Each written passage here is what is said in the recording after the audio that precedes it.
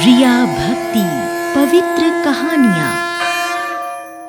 अनंतं वासुकिं शेषं पद्मनाभं च कम्बलं शङ्खपालधार्तसष्टं तक्षकं कालियं तथा एतानि नव नामानि नागानां च महात्मानां सायंकाले पठेन्नित्यं प्रातःकाले विशेषतः तस्मै विषभयं नास्ति सर्वत्र विजयी भवेत्।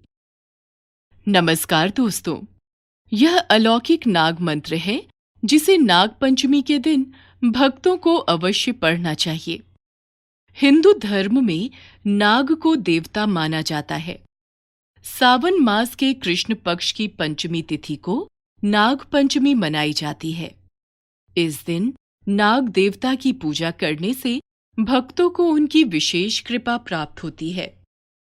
नाग देवता को भगवान शंकर ने अपने गले में स्थान दिया है। ऐसा कहा जाता है कि नागों की पूजा करने से भगवान भोलेनाथ बहुत प्रसन्न होते हैं। इनकी पूजा आराधना करने से न केवल सर्प दोष से मुक्ति मिलती है, बल्कि सभी मनोकामनाएं भी शीघ्र पूर्ण होती हैं। नाग पंचमी का व्रत करने वाले भक्त इस कथा को जरूर पढ़ें। मान्यताओं के अनुसार इस कथा को पढ़ने से नाग देवता जल्द प्रसन्न हो जाते हैं। प्राचीन काल में एक सेठ जी थे जिनके 7 पुत्र थे। सभी पुत्र विवाहित थे। सबसे छोटे पुत्र की पत्नी उत्तम चरित्र की और सुशील कन्या थी, परंतु उसका कोई भी भाई नहीं था। एक दिन घर की बड़ी बहू ने घर लीपने के लिए पीली मिट्टी लाने के लिए सभी बहुओं को अपने साथ चलने के लिए कहा, तो सभी बहू डलिया और खुरपी लेकर चल पड़ी। सभी बहुएं मिट्टी खोदने लगीं। तभी वहां एक सर्प निकला जिसे बड़ी बहू खुरपी से मारने लगी। यह देखकर छोटी बहू ने उसे रोकते हुए कहा, इसे मत मारो, इसने क्या अपराध किया है जो आप मार रहे हो? यह तो निरपराध है। यह सुनकर बड़ी बहू ने उसे नहीं मारा। तब सर्प एक ओर जाकर बैठ गया। तब छोटी बहू ने उससे कहा, हम लोग अभी लौट कर आते हैं, आप यहां से जाना मत। यह कहकर वह सबके साथ मिट्टी लेकर घर चली गई और घर जाकर सर्प से पुनः आने का जो वादा किया था उसे भूल गई। दूसरे दिन अचानक जब सर्प को किए हुए वादे वाली बात याद आई, तब छोटी बहू फौरन ही सबको साथ लेकर वहां गई। सर्प उसी स्थान पर बैठा था। यह देखकर छोटी बहू बोली, सर्प भैया नमस्ते। तू भैया कह चुकी है, इसीलिए तुझे छोड़ देता हूं, नहीं तो झूठा वादा करने के कारण तुम्हें अभी डस लेता। भैया मुझसे भूल हो गई, इसके लिए आपसे क्षमा मांगती हूं। ठीक है, आज से तुम मेरी बहन हुई और मैं तेरा भाई। तुझे जो मांगना हो मांग ले। कुछ दिन बाद वह सर्प मनुष्य का रूप धारण करके उसके घर आया और बोला कि मेरी बहन को भेज दो। तब सबने कहा कि इसका तो कोई भाई नहीं था। तो वह बोला, मैं दूर के रिश्ते में इसका भाई लगता हूं। मैं बचपन में ही घर से बाहर चला गया था। इस तरह से विश्वास दिलाने पर घर के लोगों ने छोटी बहू को उसके साथ भेज दिया। रास्ते में सर्प ने मार्ग में बताया, मैं वही सर्प हूं, इसलिए तुम डरना नहीं, और जहां चलने में कठिनाई हो वहां मेरी पूंछ पकड़ लेना। छोटी बहू ने सर्प के कथनानुसार ही किया और इस प्रकार वह उसके घर पहुंच गई। वहां के घर द्वार और धन्य ऐश्वर्य को देखकर वह चकित रह गई। एक दिन सर्प की माता ने उससे कहा, मैं एक काम से बाहर जा रही हूं, तुम अपने भाई को ठंडा दूध पिला देना। उसे इस बात का ध्यान न रहा और गलती से उसने गर्म दूध पिला दिया, जिससे सर्प का मुंह जल गया। यह देखकर सर्प की माता बहुत क्रोधित हुई और दुखी हो गई, परंतु सर्प के समझाने पर शांत हो गई। कुछ दिन बाद सर्प ने कहा कि बहन को अब उसके घर भेज देना चाहिए। तब सर्प और उसके पिता ने उसे बहुत सारा सोना, चांदी, हीरे जवाहरात, वस्त्रभूषण आदि देकर उसके घर पहुंचा दिया। इतनी धन दौलत देखकर बड़ी बहू ईर्ष्या से जलकर बोली, तुम्हारा भाई तो बड़ा धनवान है, तुझे तो उससे और भी धन लाना चाहिए। सर्प ने जब ये बात सुनी तो सब वस्तुएं सोने की लाकर दे दी। ये देखकर बड़ी बहू ने कहा, इन्हें झाड़ू भी सोने की होनी चाहिए। तब सर्प ने झाड़ू भी सोने की लाकर रख दी। सर्प ने छोटी बहू को हीरे मणियों से जड़ित एक अद्भुत हार भी दिया था, जिसकी प्रशंसा उस देश की रानी ने भी सुनी। वह राजा से बोली कि सेठ की छोटी बहू का हार मुझे लाकर दे दो। राजा ने मंत्री को आदेश दिया कि शीघ्र ही वो हार मेरे पास पेश किया जाए। मंत्री ने सेठ जी से जाकर कहा कि महारानी जी छोटी बहू का हार पहनेंगी, वो उससे लेकर मुझे दे दो। सेठ जी राजा के आदेश को टाल नहीं सके और तुरंत भयवश छोटी बहू से हार मंगाकर मंत्री को दे दिया। छोटी बहू को जब इस बात का पता चला कि मेरा हार रानी के पास चला गया तो बहुत दुखी हुई। उसने तुरंत ही अपने सर्प भाई को याद किया और सर्प भाई के आने पर निवेदन किया कि भैया, रानी ने मेरा हार छीन लिया है। तुम कुछ ऐसा करो कि जब वो हार उसके गले में रहे तब तक के लिए सर्प बन जाए, और जब वो मुझे लौटा दे तब हीरो और मणियों का हो जाए। सर्प ने ठीक वैसा ही किया। जैसे ही रानी ने हार पहना वैसे ही वो सर्प बन गया। ये देखकर रानी चीख पड़ी और रोने लगी। ये देखकर राजा ने सेठ के पास खबर भेजी कि छोटी बहू को तुरंत भेजो। सेठ जी डर गए कि राजा ना जाने क्या करेगा। वे स्वयं छोटी बहू को साथ लेकर राजा के दरबार में पहुंचे। राजा ने छोटी बहू से पूछा, तूने क्या जादू किया है? मैं तुझे दंड दूंगा। राजन, मेरी गलती के लिए क्षमा करें। यह हार ही ऐसा है कि मेरे गले में हीरों और मणियों का रहता है और दूसरे के गले में सर्प बन जाता है। राजा ने जब यह सुना तब वह सर्प बना हार उसे देकर कहा, अभी इस हार को पहन कर दिखाओ। छोटी बहू ने जैसे ही उसे पहना वैसे ही वह हार हीरे मणियों का हो गया। ये देखकर राजा को उसकी बात का विश्वास हो गया। राजा ने प्रसन्न होकर उसे बहुत सी मुद्राएं और पुरस्कार देकर सम्मानित किया। छोटी बहू अपने हार सहित घर लौट आई। छोटी बहू के धन को देखकर बड़ी बहू ने ईर्ष्या के कारण उसके पति को सिखाया कि छोटी बहू के पास कहीं से धन आया है। ये सुनकर उसके पति ने अपनी पत्नी को बुलाकर कहा, ठीक ठीक बताओ कि यह धन तुझे कौन देता है? तब वो सर्प को याद करने लगी। उसी समय सर्प प्रकट होकर बोला, ये मेरी धर्म बहन है, और आप यदि मेरी धर्म बहन के आचरण पर संदेह प्रकट करोगे तो मैं तुम्हें डस लूंगा। यह सुनकर छोटी बहू का पति बहुत प्रसन्न हुआ और उसने सर्प देवता का बड़ा आदर सत्कार के साथ पूजन अर्चन किया। चूंकि उस दिन पंचमी तिथि थी, इसीलिए उसी दिन से नाग पंचमी का त्योहार मनाया जाने लगा। स्त्रियां सर्प को भाई मानकर उसकी पूजा आज भी करती हैं। अनंतम वासुकिम शेषम पद्मनाभम च कम्बलम शंखपाल धार्तसष्टम तक्षकम कालियम तथा एतानि नव नामानि नागानां च महात्मानां सायंकाले पठेन् नित्यं प्रातः काले विशेषतः तस्मै विषभ्यं नास्ति सर्वत्र विजयी भवेत्। नमस्कार दोस्तों, यह अलौकिक नाग मंत्र है जिसे नाग पंचमी के दिन भक्तों को अवश्य पढ़ना चाहिए। हिंदू धर्म में नाग को देवता माना जाता है। सावन मास के कृष्ण पक्ष की पंचमी तिथि को नाग पंचमी मनाई जाती है। इस दिन नाग देवता की पूजा करने से भक्तों को उनकी विशेष कृपा प्राप्त होती है।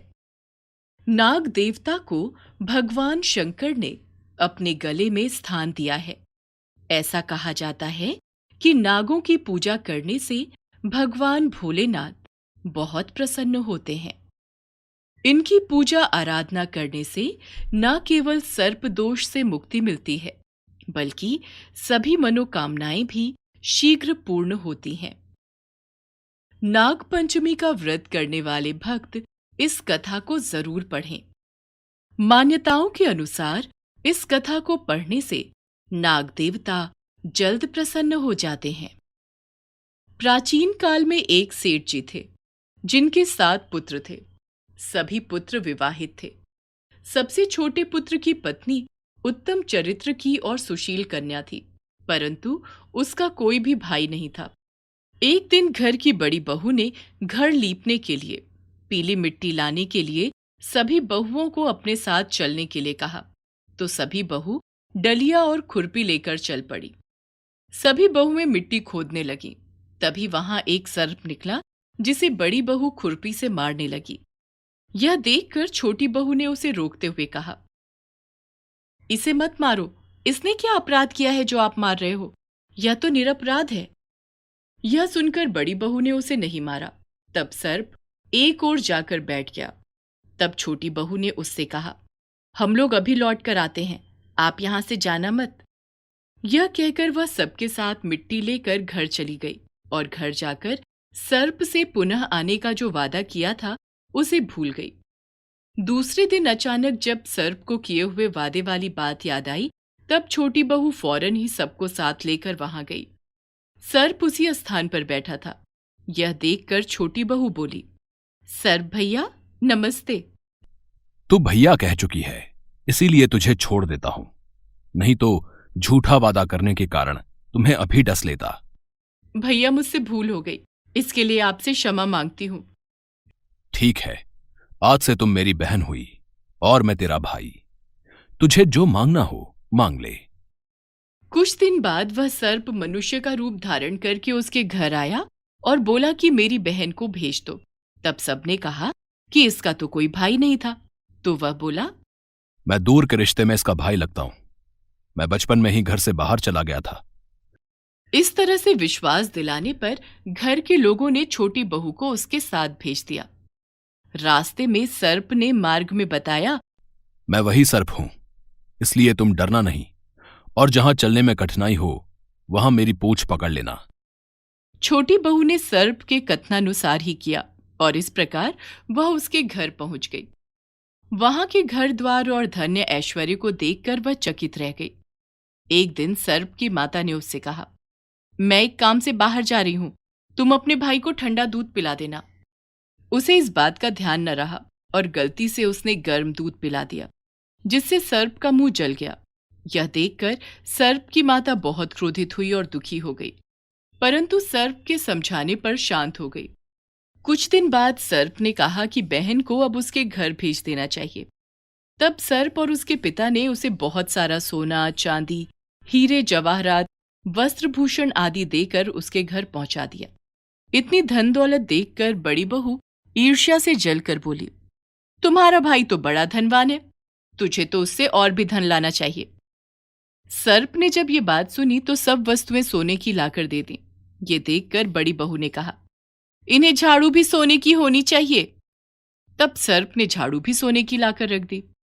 सर्प ने छोटी बहू को हीरे मणियों से जड़ित एक अद्भुत हार भी दिया था, जिसकी प्रशंसा उस देश की रानी ने भी सुनी। वह राजा से बोली कि सेठ की छोटी बहू का हार मुझे लाकर दे दो।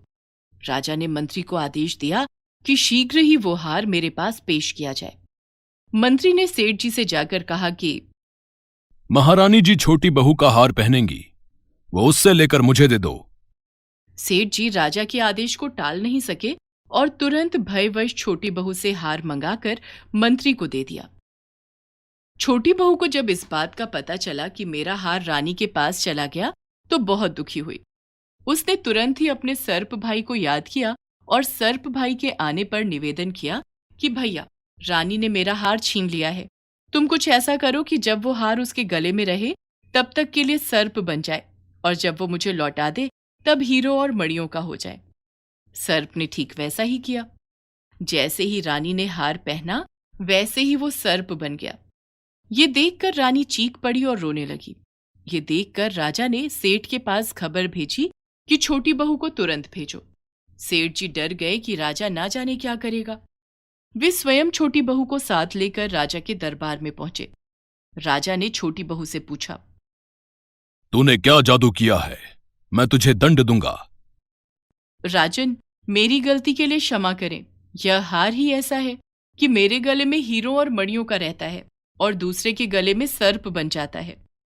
राजा ने जब यह सुना तब वह सर्प बना हार उसे देकर कहा, अभी इस हार को पहन कर दिखाओ। छोटी बहू ने जैसे ही उसे पहना वैसे ही वह हार हीरे मणियों का हो गया। ये देखकर राजा को उसकी बात का विश्वास हो गया।